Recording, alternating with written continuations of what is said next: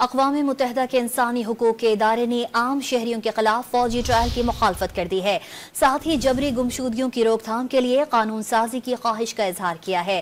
عالمی ادارے نے بار بار انٹرنیٹ کی بندش پر تشویش کا اظہار بھی کیا۔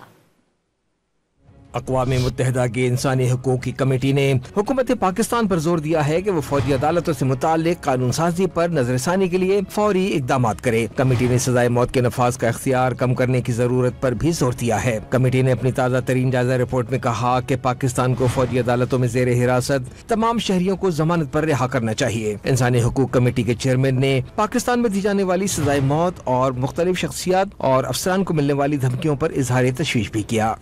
We also address the issues of enforced disappearance, as well as torture and extrajudicial and summary executions, allegedly perpetrated by the military, intelligence agencies and the police, including extraterritorially, so outside the country itself, against human rights defenders, journalists, students, political activists, members of ethnic and religious minorities, public officials, and political opponents.